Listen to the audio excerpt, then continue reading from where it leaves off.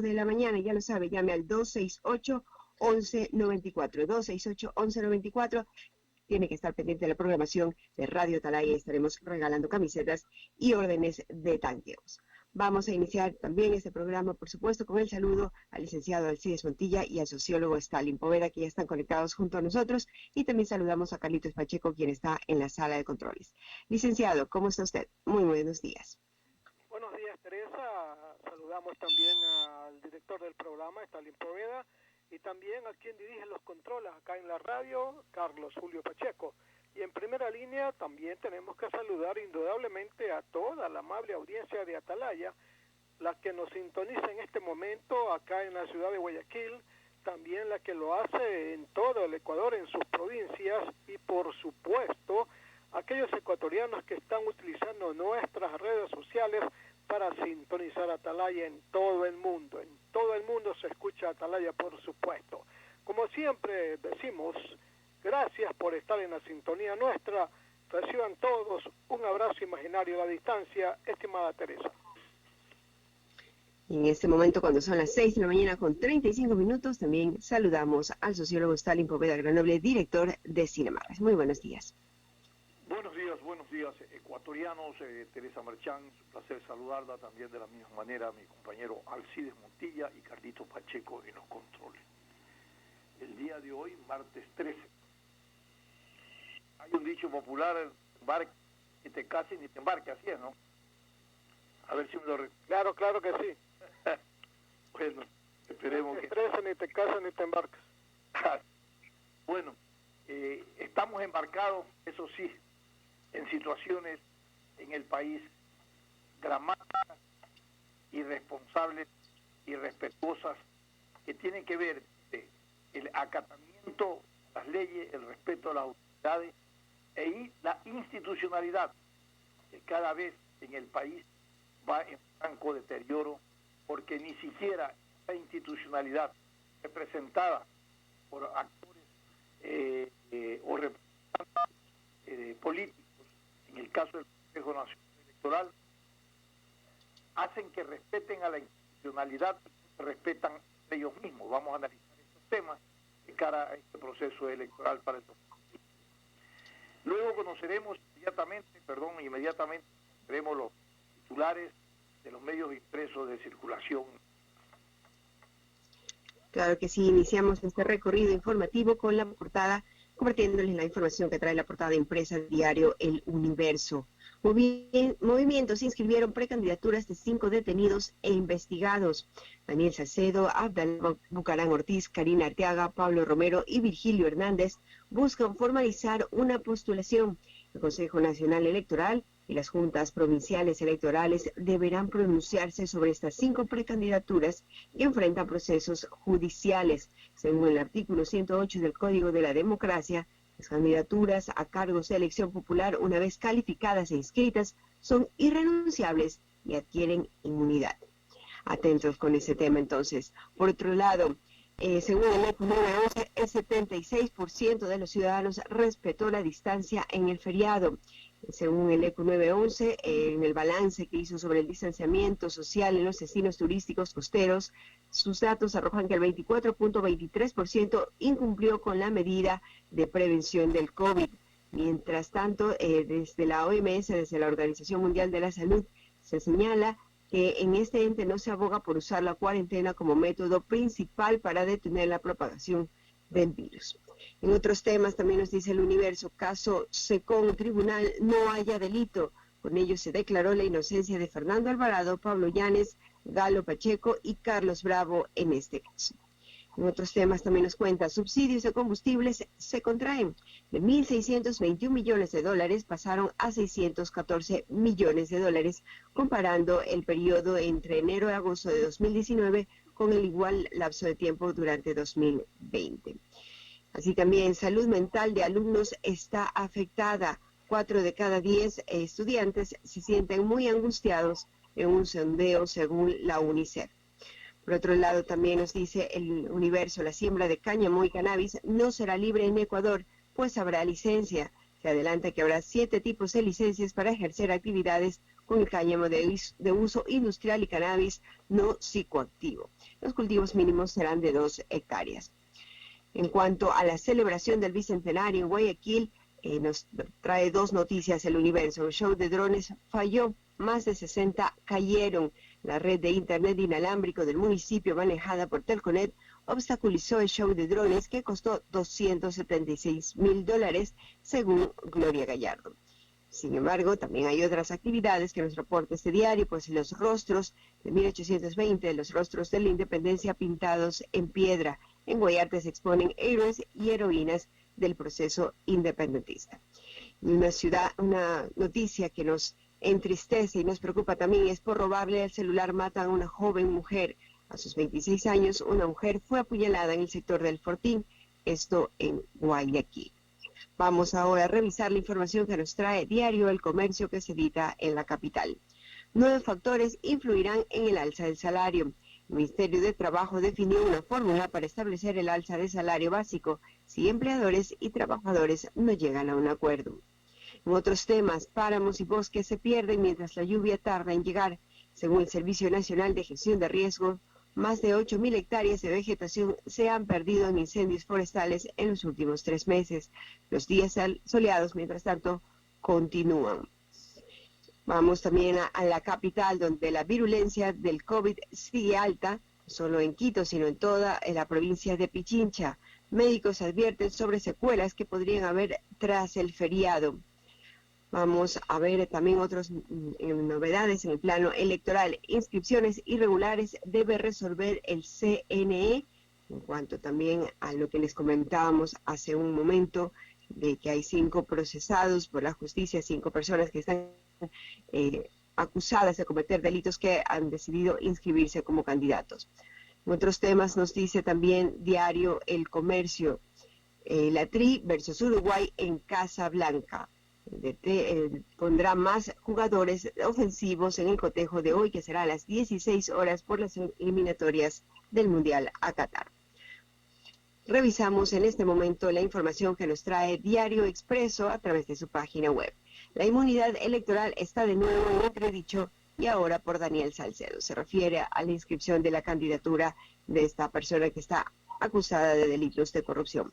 En otros temas, combustibles, nos dice Diario Expreso, escenarios en una libre importación. Por otro lado, nos cuenta también que el IES financiará los décimos de los jubilados con ayuda de otros fondos. Y así nos cuenta además que líderes indígenas de Ecuador reclaman autodeterminación y autogestión frente al neocolonialismo, que señalan ellos. Por otro lado, también nos señala Diario Expreso, caso drones, Gallardo acusa a Telconet, a la empresa se le dio instrucciones, yo no tengo ninguna responsabilidad, explicó la presidenta de la empresa pública de turismo frente a la falla de este show de drones que debió cumplirse. 6 de la mañana con 42 minutos, de esa manera concluimos este recorrido informativo, estimado sociólogo. Muchas gracias, Teresa. Realmente es desquiciante, por utilizar un término que exprese la confusión que hay, más que confusión, toda la distorsión que existe en la institucionalidad, me refiero al Consejo Nacional Electoral, para tomar cosas muy puntuales de la institucionalidad respecto a este proceso electoral. Si tú en tu casa no haces respetar la estructura de mando, digámosle así, acá es la estructura familiar, esa relación entre padres, hijos y toda la convivencia dentro de tu hogar. No esperes que afuera respeten o te respeten y respeten a sus miembros. Este es el caso del Consejo Nacional Electoral, que durante algún tiempo ha venido manifestando y haciendo público, y es de conocimiento público, las confrontaciones y enfrentamientos que se dan a nivel de los representantes de los partidos que hoy tienen a su delegado del Consejo Nacional Electoral. Y se dijo que a raíz de la alianza que se daba entre el Partido Social Cristiano y el Movimiento Creo, estas contradicciones o confrontaciones se iban a superar y que cada uno de los delegados se sentarían a coordinar y a conversar y a tomar las resoluciones más importantes para el valor democrático del país. En la práctica, esto no ha ocurrido. El Consejo Nacional Electoral, con una mayoría que es de dominio público, cabezada por la presidenta de este organismo, ha venido interpretando y respetando sus propios reglamentos y normativas hacia el interior del Consejo Nacional Electoral, lo cual ha dado paso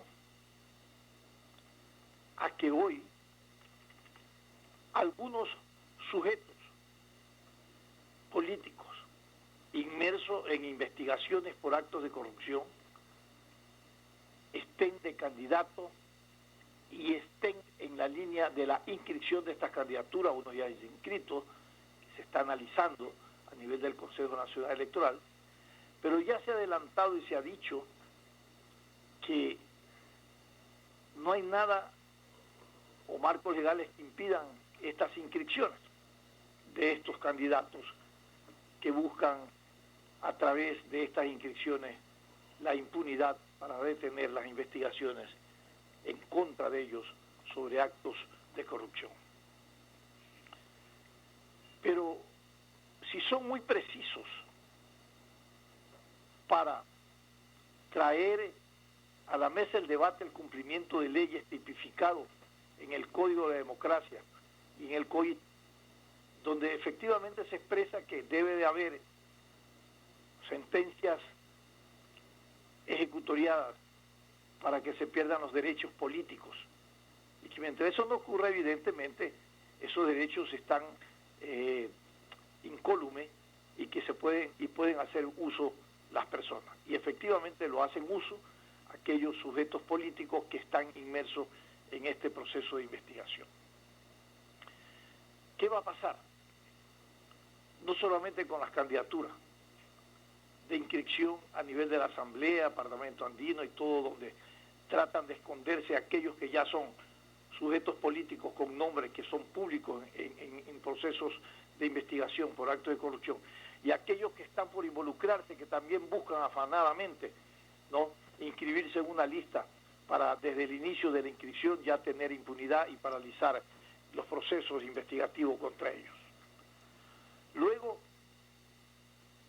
las resoluciones que tienen que tomarse a nivel de movimientos y a nivel de candidaturas de binomios que todavía han encontrado impugnaciones por un lado y que tienen que resolverse a nivel del Consejo Nacional Electoral y también a través del organismo electoral, de lo contencioso electoral.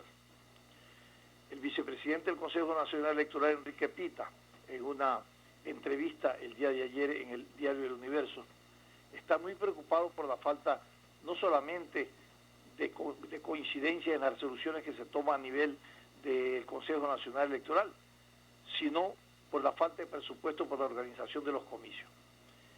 Y muy preocupado en la parte tecnológica, que no se logra establecer las garantías y los mecanismos que realmente establezcan certeza de que el tema tecnológico en el proceso electoral, que tiene que ver con los conteos, con todos los programas de conteo de votación, estén en su punto en el momento que se lo necesita, en el momento indicado de este proceso electoral. Luego, la calificación de los binomios, que el CNE tiene un proceso y que tiene que aprobarlo. Ya no puede dilatar más porque esto hay un tiempo hasta donde deben de inscribirse. Hay algunas cosas que conspiran en este momento ante el Consejo Nacional Electoral. El tema presupuestario que ha venido discutiendo cada partida, cada rubro con el Ministerio de Economía y de Finanzas. salió Richard Martínez, posiblemente con quien se había establecido una metodología que realmente permita un poco el desembolso adecuado, momentáneo o rápido sobre estos recursos. Se cambió el ministro, ahora tendrán que adecuar el diálogo y la forma como se lo arregla. Pero en definitiva, el Consejo Nacional está en terapia intensiva, Consejo Nacional Electoral, está enfermo de legitimidad, de credibilidad, y eso es preocupante porque en las manos de estas representaciones a nivel del Consejo Nacional Electoral y en las decisiones que se tomen está la transparencia del valor democrático en un proceso electoral. Alcides. Sociólogo, son las 6 de la mañana con 50 minutos. Ya tenemos en línea a nuestra primera invitada con quien pasaremos a dialogar a continuación. Es la odontóloga Cristina Camino, presidenta del Frente Nacional por los Derechos de la Salud y la Vida. Damos la bienvenida, estimada sociólogo. Doctora, buenos días. Le saluda Stalin Poveda, Alcides Montilla está con nosotros y también Teresa Merchán. Estos derechos sobre la salud vinculados a la vida son trascendentes e importantes. En términos constitucionales, estos derechos son irrenunciables e irreductibles. Sin embargo, en la práctica no los recibimos como lo desearíamos. Siempre hay déficits, no solamente en términos de presupuesto que se asignan para estos segmentos de gran contenido social humano y a nivel de la salud, sino que también la pandemia puso en evidencia realmente un sistema nacional a nivel de la salud que debe de ser revisado, que debe ser reinventado, porque no es la manera como se propicia atención a nivel de la salud para salvar la vida a los ecuatorianos. Buenos días y bienvenidos. Muy buenos días, Stalin y Teresa, un gusto. Pues sí, tiene completa y absoluta razón. Esta pandemia desnudó la realidad de nuestro sistema sanitario en el país. Hoy pues estamos recurriendo a los medios de comunicación que no tienen compromiso con nadie y nos permiten expresarnos, porque ya hemos tomado medidas de hecho, pero en otro tipo de prensa parece que solamente se remiten a decir los casos que van en aumento, los casos que han aumentado cada día, las camas que hay disponibles o no en los hospitales, pero nada dicen sobre los derechos de los trabajadores, sobre la ley humanitaria y otras cosas que se están violentando en favor nuestro, como es el decreto ejecutivo 1165 que vulnera nuestros derechos como trabajadores en la salud. Estas reivindicaciones de derechos de los trabajadores de la salud en este decreto que están claramente tipificados debe de tener estricto cumplimiento por parte de las autoridades a nivel de gobierno. Sin embargo, en la práctica no se ha dado y ustedes lo reclaman públicamente, y en este sentido, más allá de las medidas que se tomen, la difusión a nivel de los medios, tal vez plantones o medidas de hecho, ¿cuáles son un poco los avances que se tiene para reivindicar estos derechos a nivel de los trabajadores de la salud? Nosotros estamos fortalecidos en la unidad, nosotros estamos en reuniones constantes por medio de vía Zoom, porque usted sabe que no hemos parado, no podemos y no queremos tampoco parar, porque es nuestro deber. Nuestro amor al servicio, nuestro amor al prójimo es el que nos hace mantenernos en nuestras unidades firmes, trabajando, pero a la vez protestando también y rechazando esas arbitrariedades, porque presupuesto hay. Estamos viendo que dicen que no hay dinero en el Estado, que no hay, pero estamos viendo sendos millones que se han llevado ciertas personas que nada han tenido que ver con las instituciones públicas del país, que pertenecen a la red pública de salud. Entonces nosotros, mediante la ley de apoyo humanitario para combatir la crisis que fue derivada por el COVID-19, publicada en el registro oficial del 22 de junio, nosotros establecen esa ley, el artículo 25, la disposición transitoria novena, que debe otorgársenos la estabilidad laboral a los trabajadores y profesionales de la salud que prestamos servicios a través de los contratos ocasionales, nombramientos provisionales, en cualquier cargo, en cualquier centro de atención sanitaria de la red pública. Y resulta ser que con el reglamento pues tira abajo todo esto. Entonces nosotros Por esa razón hemos tomado las medidas que bien usted menciona, como plantones, marchas, hemos colgado nuestros mandiles a la vista del público, hemos subido a las redes sociales, porque ahorita nuestro único fuerte es ese, expresarnos mediante las redes sociales y en medios de comunicación como el de ustedes, que bien están a favor del pueblo. Correcto. Alcides, continúas. Gracias. Doña Cristina, la saluda el periodista Alcides Montilla. Yo he notado que en esta ley de apoyo humanitario hay al menos 7 fallas. 7 fallas. De repente pueden haber más. No hay compatibilidad en las fechas. Por ejemplo, el reglamento tendría que haberse dictado... Hola. Hola. Hola, sí, hola, estoy aquí. Hola. ¿Sí me está escuchando? Hola, sí, la escuchamos. Sí, yo le escucho. Doña Cristina, yo decía que mire, el procedimiento ¿cuál es? Cuando se aprueba una ley, el reglamento tiene que dictarse 30 días después. Se ha dictado el 5 de octubre, más de 100 días, primera falla. Y hay muchísimas más, no sé si usted las habrá descubierto, muchísimas más.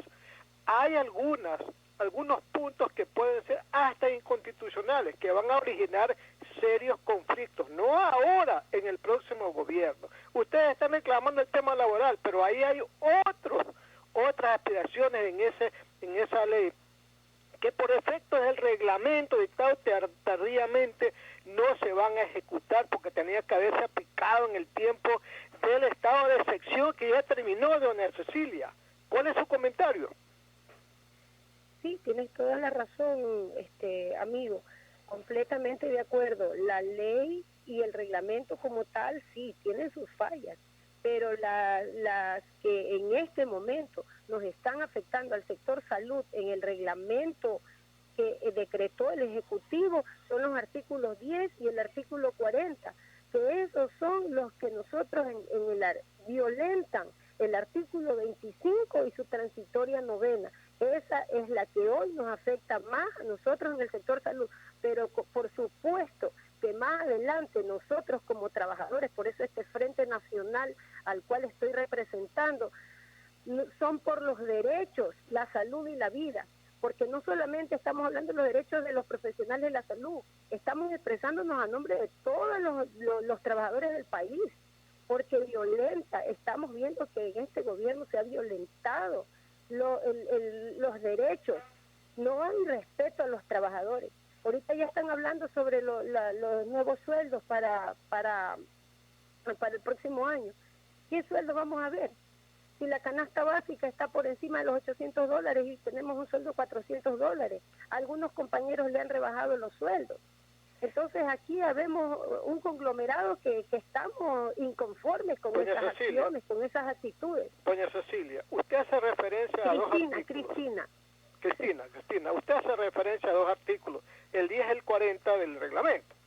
Ahí hay un punto que lo viene reclamando los médicos que fueron contratados a propósito de la pandemia, que se les prometió que les iban a entregar nombramientos y no ha sido así. Eso es una falta de respeto, por no decir alguna cosa más, respecto del gobierno para con estos profesionales. ¿A dónde van a ir ustedes con estos reclamos? ¿Solamente a los medios o van a ir a otras instancias? Vamos a acudir a todas las instancias que en derecho y que todos los instrumentos legales nos favorezcan. Estamos ya analizando medidas de hecho que tomaremos en los próximos días, estamos analizando ya demandas pertinentes nacionales e internacionales porque nuestros derechos no pueden ser vulnerados. Los trabajadores de la salud y nos vamos a unir junto a los trabajadores de los distintos sectores del país.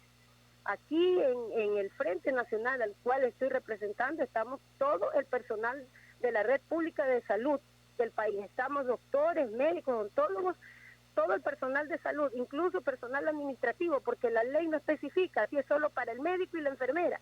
No puede ser posible cuando nosotros los odontólogos, las enfermeras, los tecnólogos médicos, los estadísticos, los ingenieros, los choferes, todo el mundo, la gente de bodega, todos los que trabajamos durante la pandemia, el primer nivel de salud, que somos los trabajadores y los profesionales de los centros dispensarios, no podemos quedar fuera de la ley, porque la esencia de la ley era esa, darnos la estabilidad laboral a los miles de profesionales que tenemos más de 9, 10, 15 y 20 años con un nombramiento provisional. Cristina. Y cada fin de año que se termina a vivir en zozobra porque se nos va a terminar el trabajo. Cristina, ustedes van a ir a la Corte Constitucional para pedir que se declare inconstitucional este reglamento y por ende la ley, pues. Estamos analizando con nuestros amigos abogados y los asambleístas que nos están ayudando, como es el caso del asambleísta Rodrigo Coyaguazo, asambleísta nacional, la doctora María José Carrión. Estamos analizando y estamos evaluando qué medidas tomar respecto a las instancias legales correspondientes para defender los derechos de todos los trabajadores del país, de la salud. Y no solamente de los trabajadores, porque también hay aquí un tema que tiene relación con los descuentos a las pensiones educativas, que eso tenía que haberse discutido al inicio del año escolar.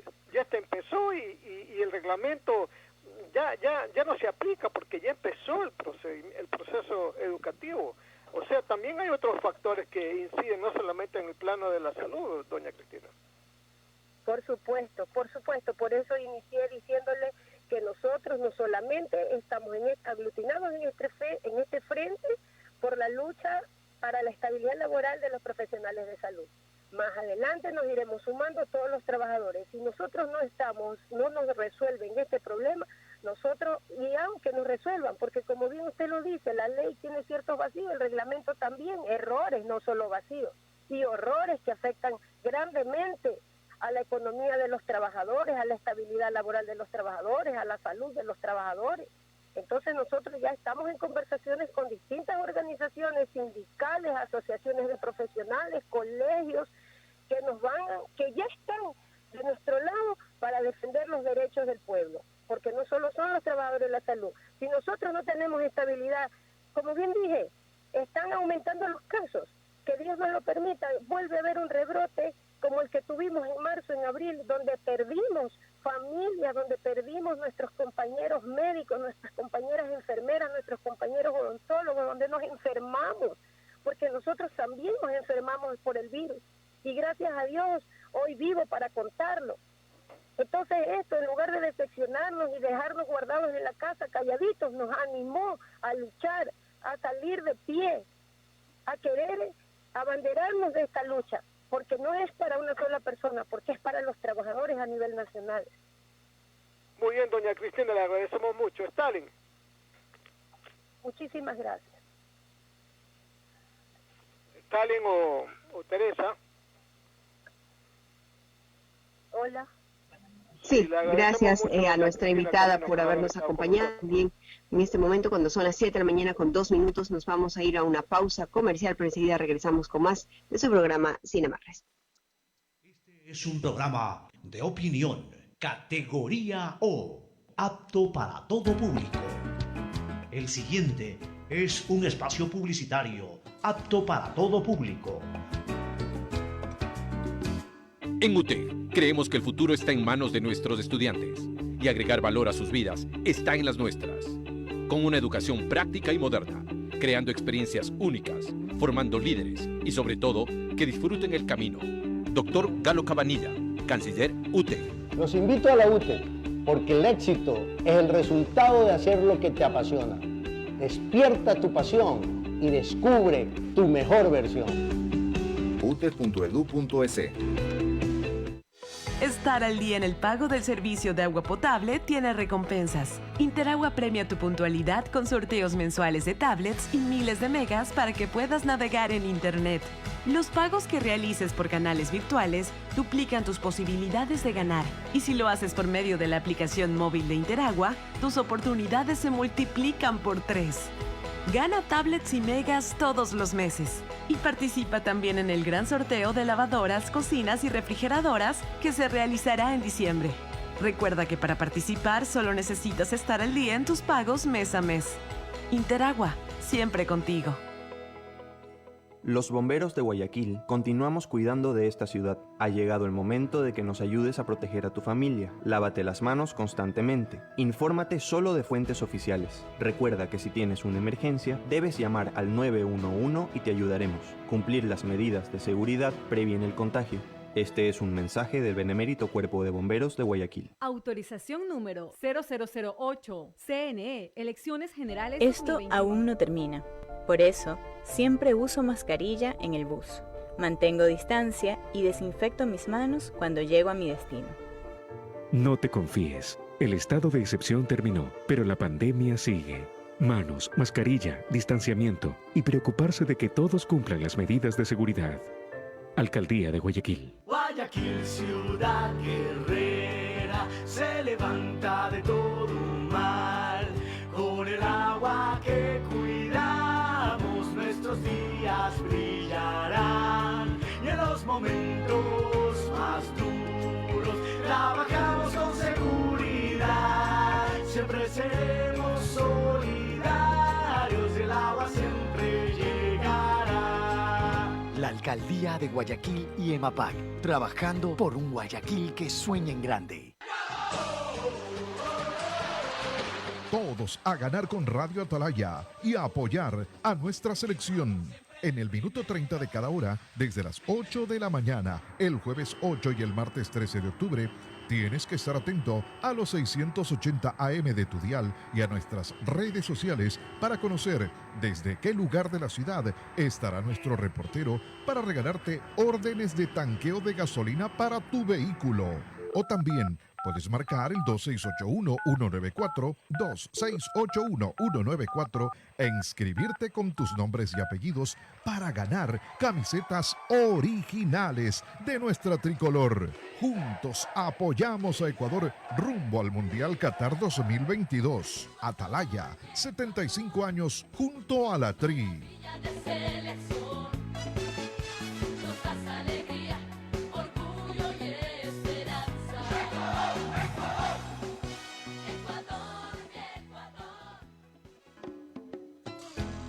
Fin del espacio publicitario. Usted está escuchando un programa de opinión, categoría O, apto para todo público.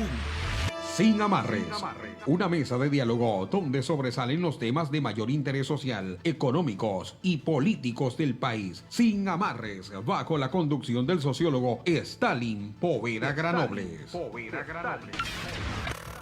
En Sin Amarres, le damos la bienvenida al invitado de hoy.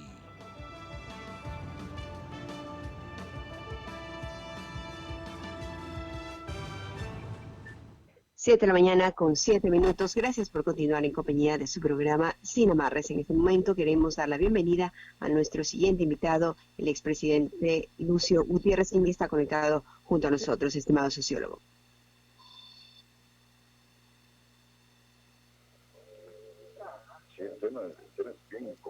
¿Sociólogo? ¿Aló? Sí, coronel, ¿cómo está? Bienvenido a Sin Amarres. Estamos ya por iniciar este diálogo. Estimado sociólogo, ¿nos confirma el audio? Licenciado, si podemos iniciar en la entrevista junto a usted, por favor. Bueno, sí, le damos la bienvenida al ingeniero coronel retirado Lucio Gutiérrez Borbúa, que fue presidente de la República y actualmente también es candidato presidencial por Sociedad Patriótica. ¿Cómo está, ingeniero Gutiérrez? ¿Cómo va la campaña? Lo veo en las encuestas que no aparece. Parece ser que, a propósito, digo yo, se pretende decir que 3 son los candidatos con más opciones. Lasso, por un lado, Arauz por el otro, y Yacu Pérez por el otro. ¿Qué pasa con usted que no lo vemos en las encuestas? ¿Usted cree que, como dijo antes, confía más en las encuestas de carne y hueso? Buenos días, ingeniero Gutiérrez. Buenos días, muchísimas gracias por esta oportunidad. Sabe, nosotros tenemos un objetivo clarísimo. Esta lucha no es solamente de Lucio Gutiérrez o de Sociedad Patriótica. Esta lucha es del pueblo ecuatoriano. Esta lucha es de los patriotas. Esta lucha es de los que quieren un cambio positivo en el Ecuador. Esta lucha es especialmente de los jóvenes. Si los jóvenes quieren tener empleo seguro, pues obviamente la opción definitivamente es Lucio Gutiérrez. Si la gente quiere que el Ecuador vuelva a crecer al 9%, que se reduzca la pobreza a razón de 500.000 ecuatorianos por año, que se invierte en el Ecuador más que en la mayoría de países de América Latina, y solamente, como sabemos, la inversión genera empleo, reducción de la pobreza, crecimiento de la economía, bueno, ahí está Lucio Gutiérrez. Por eso les digo, esta lucha no es de Lucio Gutiérrez.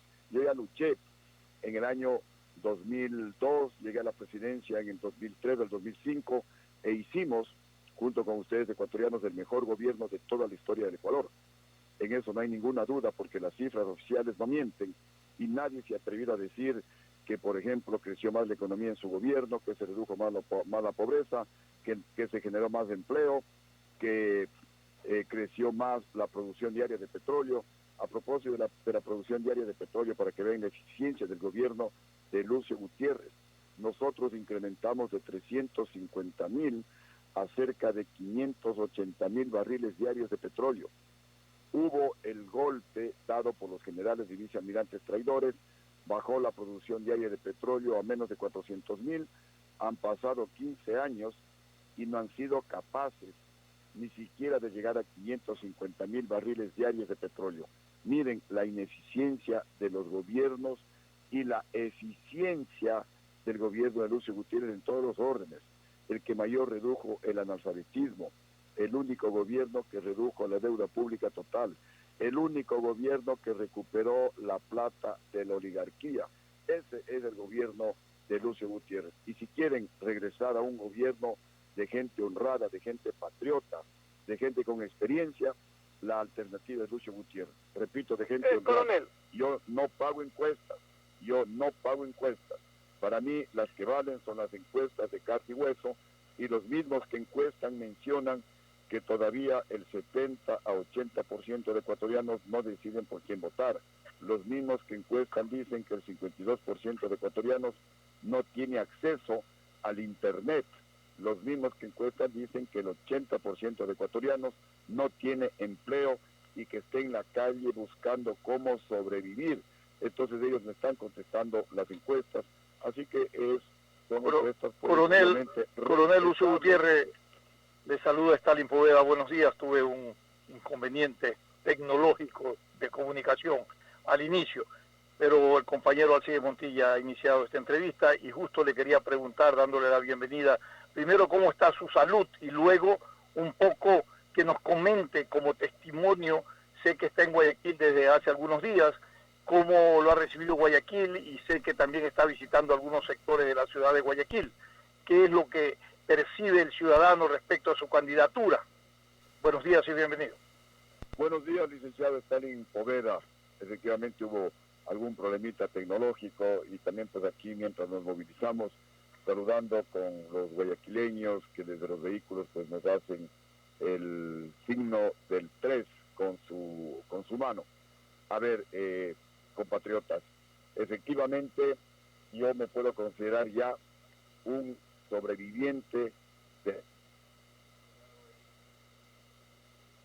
prácticamente recuperado, ya no estoy utilizando oxígeno y como soy un guerrero y como soy un patriota comencé a recorrer el país. Hemos visitado los 4 distritos de la provincia del Guayas, los sectores populares, y realmente nos sentimos muy contentos, nos sentimos muy entusiasmados por el apoyo de la gente pobre, de la gente de a pie. Ellos saben que con Lucio Gutiérrez tendrán la posibilidad de tener un crédito al 0% de interés, con 2 años de gracia.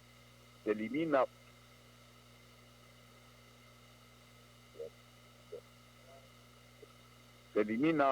la central de riesgo y el único requisito para acceder a ese crédito será presentar el proyecto productivo, que lo hará el propio gobierno con sus técnicos.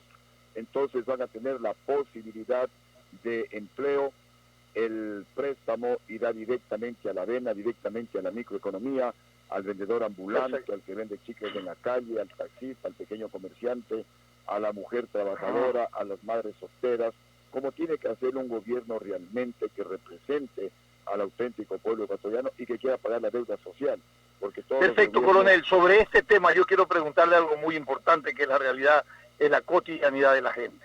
El tema de la relación de la tasa activa y la tasa pasiva a nivel del sistema financiero. Realmente es imposible recurrir a un préstamo porque los intereses que se cobran son elevadísimos, por un lado. Y por otro lado, en su gobierno, vale la pena recordar, después del feriado bancario, usted tomó decisiones muy importantes coordinadas con la justicia sobre detener a banqueros que habían sido los causantes de todo este proceso a nivel de el sistema financiero bancario.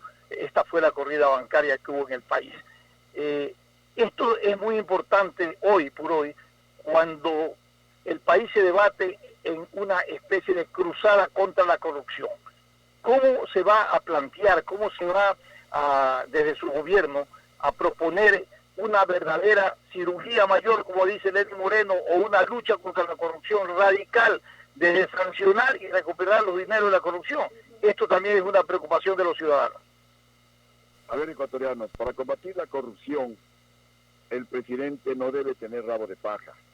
Para combatir la corrupción, el presidente debe tener voluntad política y tener realmente las manos limpias y no ser cómplice de la corrupción. Eso no lo pueden hacer ni el actual gobierno ni los otros candidatos, porque la bancocracia ecuatoriana cogobernó con Lenín Moreno. La bancocracia ecuatoriana son los responsables de la destrucción económica y ética de la patria, porque ellos fueron parte del robo.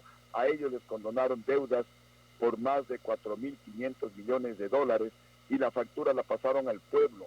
Entonces, ¿con qué ética, con qué moral quieren llegar a la presidencia de la República si siempre se han beneficiado la oligarquía, la bancocracia, los más ricos del país, con el esfuerzo, con el sudor, con las lágrimas y con la pobreza del pueblo ecuatoriano? Un hombre de pueblo como Lucio Gutiérrez, que es el único presidente que, renunciando a 3 asilos políticos, vino al penal García Moreno a demostrar su inocencia.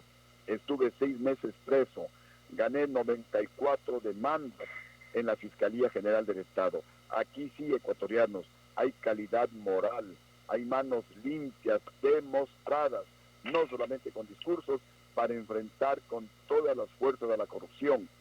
Soy el único presidente que recuperé más de $1.000 millones de la plata que se robaron los banqueros. Soy el único presidente que he incautado bienes a la oligarquía corrupta del Ecuador, que se acostumbraron a hacer créditos a la Corporación Financiera Nacional de 10 millones, 20 millones, 50 millones de dólares y simplemente no pagaban.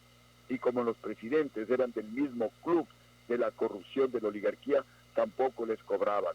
Hasta que llegó Lucio Gutiérrez y les dijo: señores, ustedes le deben al pueblo ecuatoriano y me pagan, porque esa plata es de las escuelitas rurales que están cerradas, porque esa plata es de las universidades públicas que no se han abierto para que puedan estudiar los pobres de la patria, porque ese dinero es de los agricultores, porque ese dinero es de las mujeres trabajadoras, porque ese dinero es de la gente pobre del país que vende chicles en la calle. Así que con Lucio Gutiérrez incautamos bienes a los corruptos, a los ladrones, entre ellos al hermano del expresidente León Febres Cordero.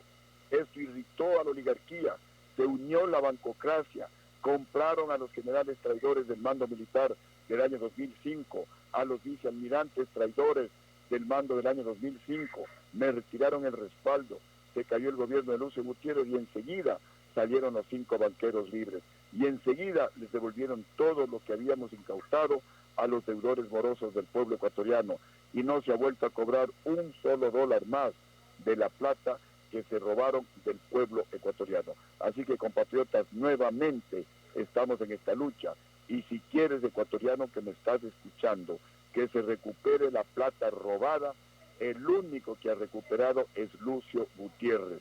Y para que no se sigan robando la plata, le sancionaremos con cadena perpetua a todos los políticos ladrones, a todos los funcionarios públicos que se roben el dinero del pueblo ecuatoriano. Les daremos un plazo de 3 meses para que devuelvan la plata robada. Y si no devuelven la plata robada, todo su entorno familiar irá preso hasta que devuelvan la plata robada. También usted ha propuesto, coronel, usted ha propuesto la creación de un centro financiero internacional aquí en el país. ¿Será posible frente al control oligopólico que hay a nivel del sistema financiero aquí en el país?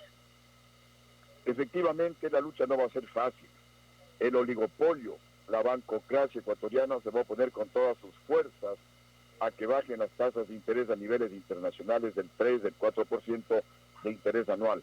Eso solamente lo podrá hacer un presidente patriota, un presidente que ame a su pueblo, un presidente que no está en contra de la banca ecuatoriana, un presidente que está a favor de que bajen las tasas de interés para que se reactive la economía ecuatoriana. Por eso la decisión ecuatoriana, si llego a ser presidente, porque si yo llego a ser presidente, no sería un presidente florero.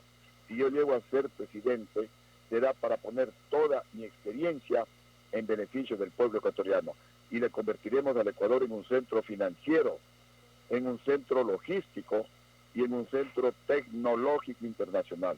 Con el centro financiero vendrán los bancos más grandes del mundo, bancos norteamericanos, canadienses, europeos, bancos árabes, bancos asiáticos, bancos israelitas al Ecuador, y en base a la competencia con la banca ecuatoriana bajarán las tasas de interés a niveles internacionales del 3, del 4% de interés anual. Entonces habrá dinero barato para invertir y generar empleo en la agricultura, en la pesca, en el turismo, en la construcción, en el transporte, en la agroindustria, en el desarrollo artesanal. Con el centro logístico, figurativamente, le convertiremos al Ecuador en una inmensa bodega para que venga todo lo que se produce en el mundo y desde nuestro país, que está ubicado en el centro del planeta, distribuir a todos los países de América y del mundo. Y el centro tecnológico internacional consiste en que todas las fábricas de tecnología de punta vengan al Ecuador para que esa tecnología de punta se produzca en el Ecuador, se genere empleo, se genere crecimiento, se genere riqueza, y desde el centro del mundo en el que está ubicado nuestro lindo Ecuador, distribuir al resto de países de América y del mundo. Eso se le puede hacer con un presidente patriota. Pero oiga, coronel, le quiero preguntar, además de esas iniciativas que me parecen importantes, lo siguiente. El pueblo ecuatoriano percibe y siente y conoce ahora que todo lo que se convierte en deuda externa producto de la incapacidad, de la corrupción, de la falta de control de la inversión del gasto público, todo esto un gran porcentaje convertido en corrupción, dinero que se va por el caño de la corrupción. Yo quisiera preguntarle si usted incorpora en su propuesta de gobierno algo relacionado al control del endeudamiento, calidad del endeudamiento, y tal vez una auditoría para decirle al pueblo ecuatoriano, porque el pueblo ecuatoriano al final termina pagando esta deuda externa, que ya le digo, un porcentaje importante es producto de la corrupción y la incapacidad de los gobiernos de turno. Pero ¿hasta cuándo el pueblo tiene que seguir recibiendo este pagaré, o aumentando un pagaré que debe de pagarlo el pueblo ecuatoriano? ¿Cómo evitar esto, que recaigan todas estas incapacidades y actos de corrupción en las espaldas de la escuálida economía del pueblo ecuatoriano? Sí, esa es una pregunta muy importante, y justamente volveremos a las leyes de transparencia y de responsabilidad en el manejo y en el endeudamiento público, en el manejo de los recursos públicos y en el endeudamiento que teníamos en nuestro primer gobierno, para que el Ecuador no se endeude más allá de sus posibilidades. Y todas estas políticas no solamente serán de gobierno, sino que, como proponemos al pueblo ecuatoriano, a través de una mega consulta popular, aprobar una nueva constitución, ahí elevarlas a nivel de política de Estado, para que todos los gobiernos posteriores no vengan como el de Correa a cambiar el modelo Gutiérrez, que es un modelo, como lo han definido los expertos, de crecimiento de la economía, de generación de empleo, de austeridad, de disciplina en el manejo fiscal de los recursos públicos. Esos modelos deben permanecer en el tiempo. No podemos permitir que vengan presidentes irresponsables y terminen con la economía. El otro día conversábamos con unos estudiantes y analizábamos que si se hubiera continuado con el modelo Gutiérrez, el Ecuador que crecía al doble de la economía de Chile, el Ecuador que recibía más inversión extranjera que Chile, si hubiéramos firmado los acuerdos comerciales con la Unión Europea y con los Estados Unidos, las inversiones en el Ecuador se hubieran multiplicado por más de 10 y las exportaciones ecuatorianas igualmente se hubieran multiplicado por más de 10. Y en el Ecuador, si es que en Chile se invierten alrededor de 18.000 millones de dólares, en el Ecuador deberíamos estar recibiendo alrededor de 25.000 millones de dólares. Imagínense en jóvenes ecuatorianos, imagínense pueblo ecuatoriano, la cantidad de empleo que habría en el Ecuador con una inversión de esa naturaleza. ¿Cuánto se invierte actualmente en el Ecuador? Ni 300 millones de dólares. De lo que con Lucio Gutiérrez el Ecuador era el tercer país de América Latina que más inversión extranjera recibía, hoy estamos en el último lugar junto a Venezuela, porque la economía no se puede manejar ideológicamente, la economía se maneja técnicamente y los recursos que se obtengan del buen manejo económico, eso se invierte con filosofía social en beneficio de toda la nación, con prioridad a los más pobres. Eso hice yo, Lucio Gutiérrez, y por eso tengo el récord de la mayor reducción anual de la pobreza de toda la historia del Ecuador. Y eso pretendemos nuevamente recuperar y nuevamente hacerlo, porque ya lo hicimos la primera vez, ahora pues con mayor experiencia, corrigiendo errores que también cometimos, con el apoyo del pueblo ecuatoriano y la bendición siempre de Dios. El compromiso es hacer las cosas mejor que la primera vez. Y sí, Alcides continúa con esta importante entrevista. Alcides. Ingeniero Gutiérrez, me queda un minuto para terminar el programa, y yo le quiero preguntar dos cosas rapiditas. El nombramiento de Mauricio Pozo de ministro de Finanzas, su ministro cuando fue usted presidente, y qué va a pasar si usted gana las elecciones con el Fondo Monetario, porque deberá de continuar, ¿verdad?, con el proceso que actualmente lo inició este gobierno para recibir fondos provenientes del Fondo Monetario, ingeniero. A ver, con respecto a la primera pregunta, es un acierto del actual gobierno nombrar a una persona como Mauricio Pozo de ministro de Economía. Y no es el único ministro, varios ministros de mi gobierno fueron ministros en el gobierno de Rafael Correa y en el de Lenín Moreno, lo que significa que varios de los ministros de Lucio Gutiérrez fueron de los mejores, fueron bien escogidos. Pero también les he dicho a los del gobierno que de nada sirve si es que el presidente no pone las políticas económicas, porque el que define, el que actúa, el que maneja las políticas económicas de seguridad, de defensa interna, de defensa externa, la política internacional, es el presidente de la República. Es más o menos como que tengamos un carro Mercedes-Benz, pero si el piloto no sabe manejar, no le sirve de nada tener un carro Mercedes-Benz.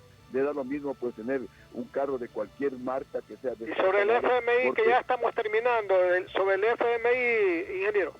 Sobre el Fondo Monetario Internacional, no estamos de acuerdo con lo que el Fondo Monetario Internacional sugiere en la carta de intención, subir el IVA del 12 al 15%, porque nuestro plan de gobierno es bajar el IVA del 12 al 10% en un gran primer esfuerzo nacional y luego bajarlo al 8% de interés. Y esto depende del presidente, porque el presidente tiene que dar alternativas. La carta de intención que yo firmé con el Fondo Monetario Internacional, me pedían que suba el precio del gas, que suba los servicios básicos, que congele la pensión de los jubilados, que congele la pensión de todo el sector público. Y yo no hice nada de eso. No subí el precio del gas, lo congelé. Bajé el costo de la tarifa eléctrica y telefónica, más que dupliqué la pensión a los jubilados de $118. Ingeniero, no nos queda más tiempo, lamentablemente. Me disculpa, pero no nos queda más tiempo, ingeniero Gutiérrez, así que le agradecemos por haber estado con nosotros. Stalin. A usted. Y gracias, coronel Lucio Gutiérrez, tal vez un mensaje final. Muchísimas gracias al coronel Lucio Gutiérrez por haber estado junto a nosotros y a ustedes, nuestros amables oyentes. Los invitamos a que continúen en compañía de Radio Atalaya. Ya lo sabe, estamos entregando órdenes de tanqueo y camisetas a propósito de las eliminatorias del Mundial en el que participa nuestra tricolor. Esté atento, a partir de las 8 de la mañana estaremos entregando estos premios. 7 y 28 de la mañana nos despedimos y nos reencontramos el día de mañana. Este es un programa de opinión, categoría O, apto para todo público. El siguiente es un espacio publicitario apto para todo público.